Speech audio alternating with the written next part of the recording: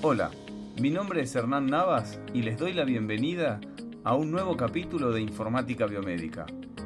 En este podcast hablamos de tecnologías de la información y comunicación, comúnmente llamadas TICs, aplicadas específicamente al ámbito de la salud. No divagamos con conceptos complejos, hacemos fácil lo que suele ser difícil.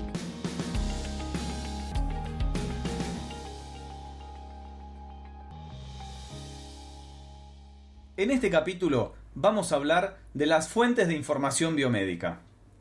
Hay 4 ideas fundamentales que se tienen que llevar de este podcast. Primero, tenemos que reconocer cuáles son los tipos de interrogantes que nos hacemos. Segundo, tenemos que saber aplicar correctamente el modelo PICOT a nuestras búsquedas clínicas. Tercero, diseñar estrategias de búsqueda que sean acordes a nuestra necesidad de información. Y por último, utilizar correctamente los operadores booleanos.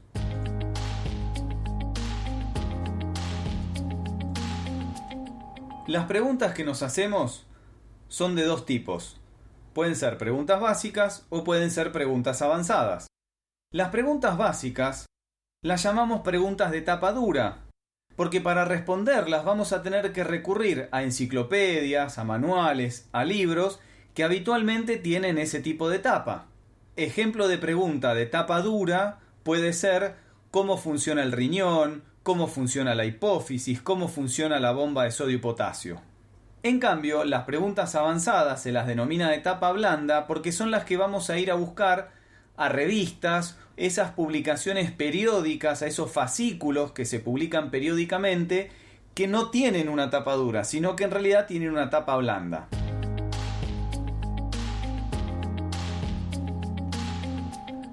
Queda claro que las preguntas que nos vamos a hacer frente a los pacientes van a ser estas preguntas más avanzadas o preguntas de tapa blanda, y no tanto la pregunta básica. No nos vamos a preguntar cómo funciona el riñón mientras estamos atendiendo a un paciente. Pero sí lo que nos vamos a preguntar es si determinado método diagnóstico comparado con otro método diagnóstico es más efectivo para detectar algo en el paciente, o si un medicamento es mejor que otro o logra mejor sobrevida. Entonces, ese tipo de preguntas comparativas, ese tipo de preguntas más clínicas, se puede subdividir. Pueden ser preguntas diagnósticas, terapéuticas, pronósticas, acerca del daño o acerca de la prevención. Un detalle con respecto a los libros es el uso de 2 elementos que tienen los libros que son muy útiles al momento de buscar información. Uno es la tabla de contenidos y el otro es el índice. Son términos que habitualmente confundimos y mal llamamos índice a la tabla de contenido. Son 2 cosas distintas y son 2 cosas muy simples. La tabla de contenido es lo que se encuentra generalmente al principio de los libros, que va de lo general a lo particular, y si ustedes ven el ordenamiento de los temas, es la secuencia de las hojas. Los libros, los manuales, las enciclopedias suelen ir de lo general a lo particular o de lo general a lo específico. Entonces, al inicio del libro vamos a ver esa tabla de contenidos donde estarán todos los temas ordenados de lo general a lo específico con su número de página correspondiente, que vamos a ver que va a ser correlativo. En cambio, el índice es otra estructura diferente que vamos a encontrar al final de los libros, donde en realidad está ordenado completamente distinto, está ordenado de manera alfabética. ¿Por qué? Porque los temas más importantes están nombrados y ustedes lo que van a ver es el nombre del tema y van a ver en qué páginas de ese libro está tratado ese tema. Entonces, son 2 cosas distintas. Tabla de contenido al principio, índice al final. Índice alfabético, tabla de contenido de lo general a lo particular.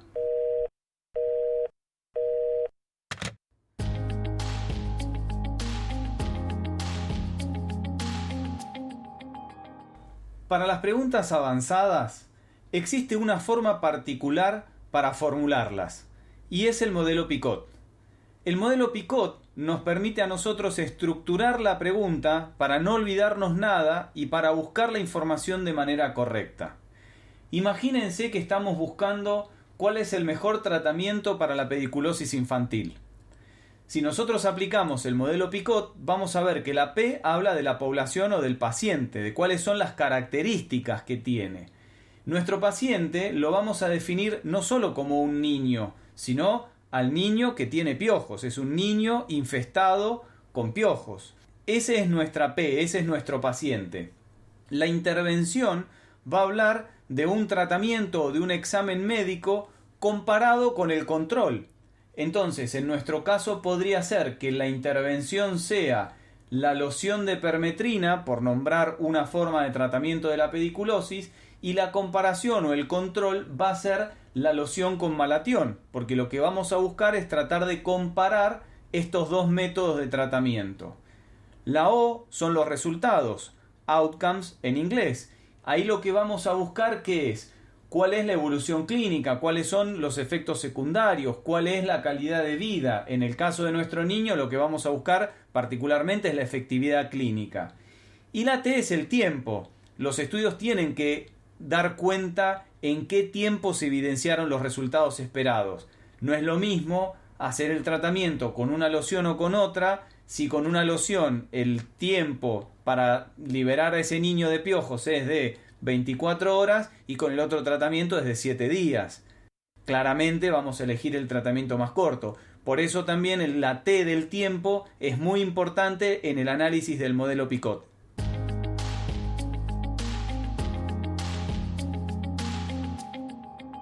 En la antigüedad, la medicina era más bien empírica. En cambio ahora, esta conducta que nosotros tenemos de buscar información para tomar decisiones es lo que se denomina medicina basada en la evidencia. ¿Por qué? Porque estamos haciendo un uso consciente, explícito y juicioso de la mejor evidencia que existe para la toma de decisiones de los pacientes. Ahora bien, es importante que sepan que nosotros nos vamos a basar en estudios previos para tomar decisiones, pero es importante que sepan que existen diferentes tipos de estudios que van a tener diferente validez o diferente peso al momento de nosotros tomar una decisión basados en ellos. Por ejemplo, se los voy a nombrar rápidamente, pero existen los ensayos clínicos, donde va a haber dos grupos de personas que fueron distribuidas aleatoriamente, donde un grupo va a recibir, por ejemplo, un tratamiento y el otro no, o va a recibir un placebo. Existen los estudios de cohortes, donde hay un seguimiento de esos grupos a la exposición a factores de riesgo, por ejemplo. Existe otro que son los estudios de casos control, existe la revisión sistemática, los metaanálisis y la investigación cualitativa, para nombrarles algunos. Lo importante que tienen que saber de esto es que hay tipos de estudio que son mucho más relevantes que otros al momento de tomar nosotros una decisión en función de lo que encontramos en ese estudio. Una investigación cualitativa tiene que ver con estudio de fenómenos, donde en general hay una interpretación de los hechos y lo que vamos a encontrar como conclusión es quizás un experto o un grupo de expertos que hablan sobre el tema. En cambio, una revisión sistemática, que es un análisis sobre muchos estudios originales primarios, tiene una validez muchísimo más alta. O los metaanálisis, que van a integrar estadísticas de diferentes estudios en uno solo. Esto es muy importante saberlo. Nosotros vamos a basar nuestras decisiones en información previa, en estudios previos. Tenemos que tener en cuenta qué tipo de estudio es para saber qué tipo de implicancia tiene la decisión que vamos a tomar o qué peso tiene esa decisión que vamos a tomar.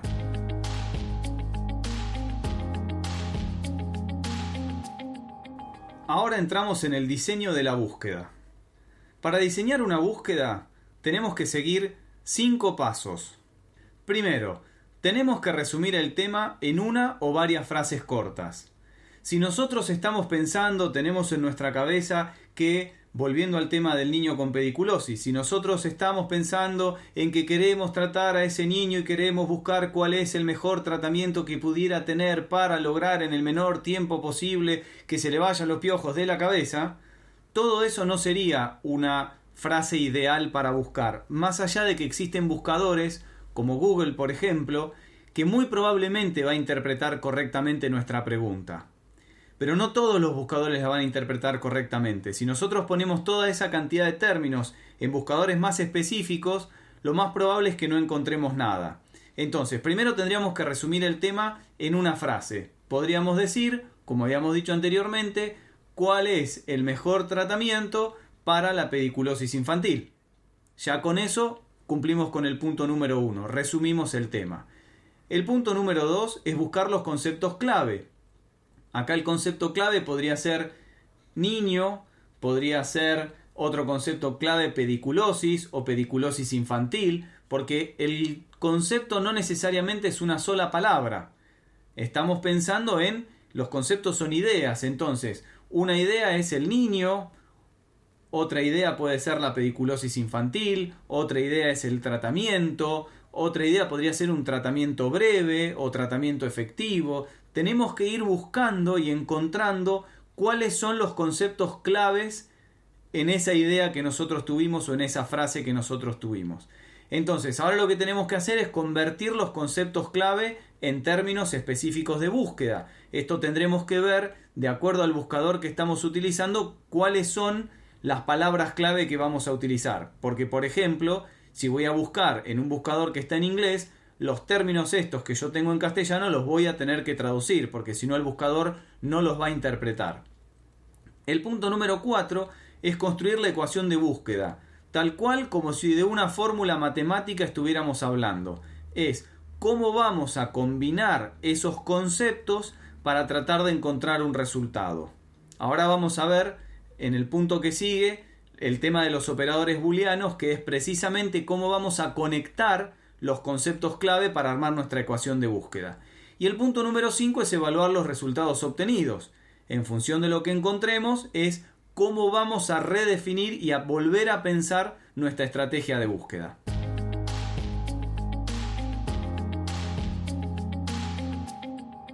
Hablemos de operadores booleanos. Los operadores booleanos fueron desarrollados por un matemático a mediados de 1800, así que esto no es nada nuevo, no es un término informático, sino que es algo creado hace muchísimos años por un matemático. Los tres operadores booleanos son el y, el o y el no. En inglés sería and, or y not.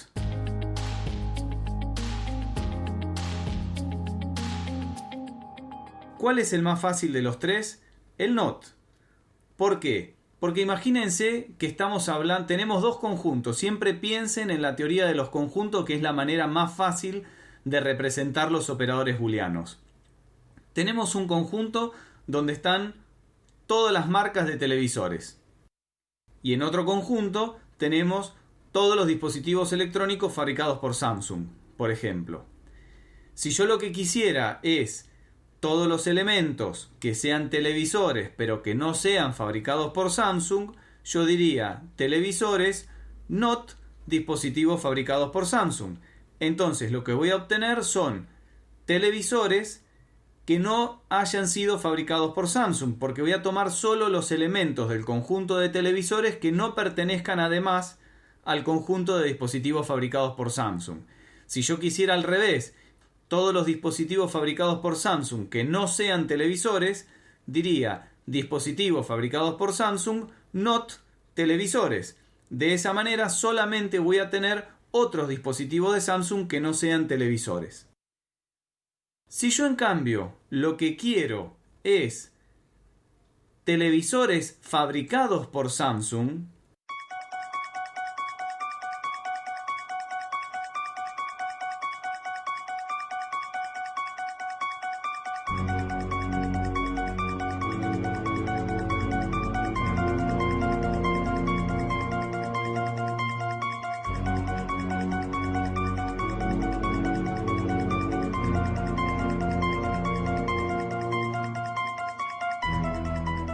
voy a tener que decir televisores and dispositivos fabricados por Samsung.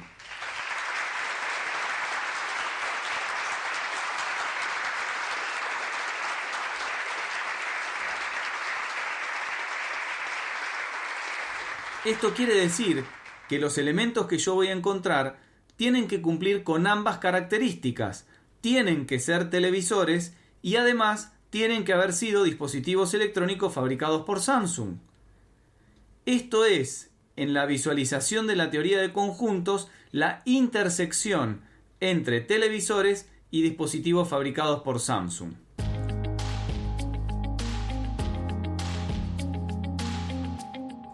En cambio, si yo utilizo el operador booleano OR, y pongo, por ejemplo, televisores OR, dispositivos fabricados por Samsung, lo que voy a obtener es absolutamente todo. ¿Por qué? Porque lo que yo estoy buscando es que sean televisores o que sean dispositivos fabricados por Samsung o que sean ambas cosas a la vez.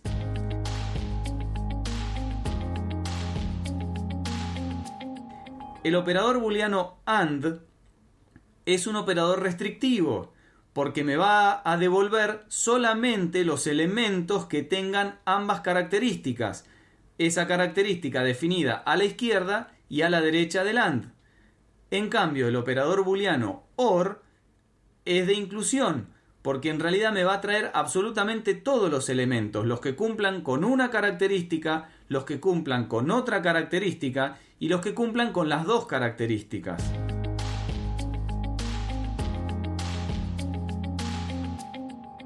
Un ejemplo que podríamos pensar, que es hasta ridículo y fácil para volver a pensar sobre los operadores booleanos, es: tengo en un conjunto todas las personas que tienen pelo rubio y tengo en otro conjunto todas las personas que tienen pelo morocho.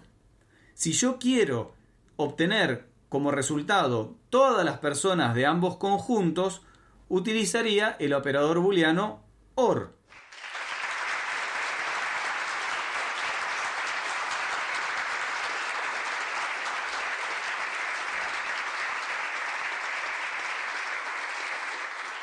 ¿Por qué? Porque yo diría personas de pelo rubio OR personas de pelo morocho, y con eso obtendría ambos conjuntos a la vez.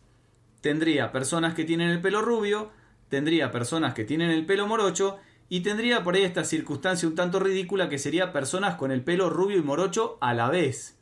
Por eso es interesante ver que si yo utilizo el operador booleano AND y digo personas de pelo rubio AND personas de pelo morocho, estoy buscando un elemento que tenga ambas características a la vez. Quiere decir que solamente voy a obtener de los conjuntos de personas de pelo rubio y de las personas de pelo morocho, voy a obtener solamente la intersección de los conjuntos, que serían aquellas personas que a la vez tienen el pelo rubio y el pelo morocho. ¿Se entiende la diferencia? Cuando hablamos de OR, yo digo que cumplan con la condición A, o que cumplan con la condición B, o que cumplan con las dos.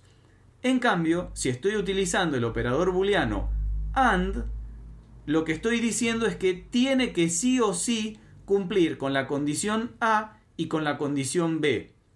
Por eso a mí me parece un ejemplo bastante ridículo hablar del pelo rubio y del pelo morocho, porque si yo ahí utilizo el AND, lo que voy a tener que encontrar son personas que tengan los dos tipos de pelo. La misma persona tiene que tener los dos tipos de pelo para cumplir con el operador booleano que yo puse, que es el AND.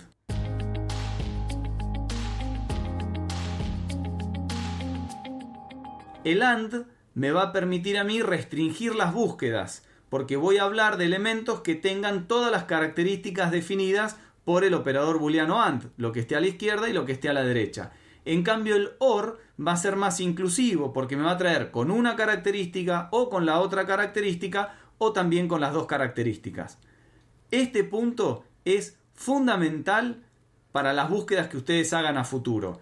Les tiene que quedar muy claro la diferencia entre usar AND y la diferencia entre usar OR.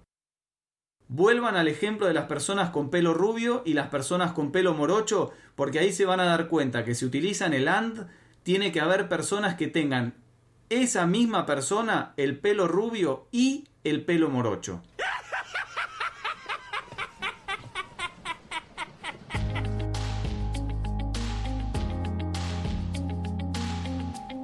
Existen otros operadores que se pueden utilizar que están relacionados con la proximidad que tienen los términos. Por ejemplo, el near, que tendrá que ver con términos que estén cercanos unos a otros dentro del texto. También es común utilizar operadores de truncamiento, por ejemplo el asterisco o el signo de pregunta que cierra la pregunta. El asterisco me va a servir para reemplazar a muchas letras. Si yo digo hepa, con la H por supuesto al principio, estaré hablando de hepático, hepatograma, hepatitis. Estoy reemplazando todas esas terminaciones simplemente con el uso del asterisco. En cambio, el signo de pregunta me va a reemplazar una a una las letras. Quiere decir que si yo estoy buscando 4 letras diferentes, deberé poner 4 signos de preguntas de cierre.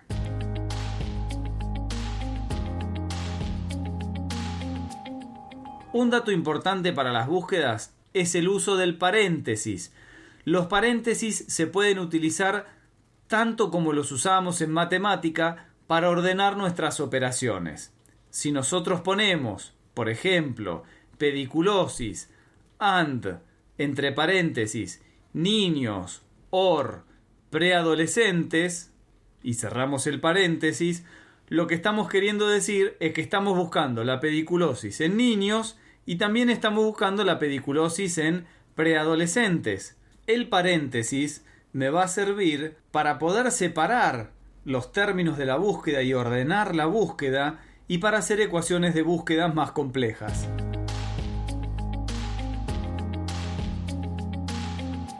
Para finalizar entonces, vamos a repasar los 4 conceptos que escuchamos en este podcast. Aprendimos la diferencia entre las preguntas básicas y las preguntas avanzadas, aquellas preguntas de tapa dura o aquellas preguntas de tapa blanda. Entendimos que existe un modelo para poder adecuar, para poder buscar correctamente las preguntas clínicas avanzadas, que es el modelo Picot. Aprendimos a utilizar correctamente los operadores booleanos. Entendimos muy bien, pero muy bien, la diferencia entre usar el operador booleano AND y utilizar el operador booleano OR. Y además aprendimos cómo armar nuestra estrategia de búsqueda.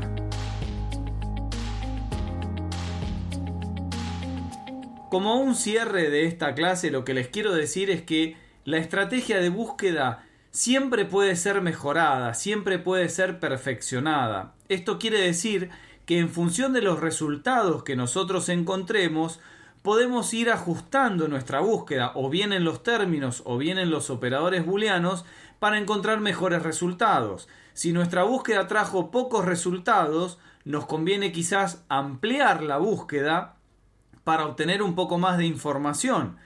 En cambio, si obtuvimos muchísimos resultados, lo que nos conviene es ser un poco más restrictivos.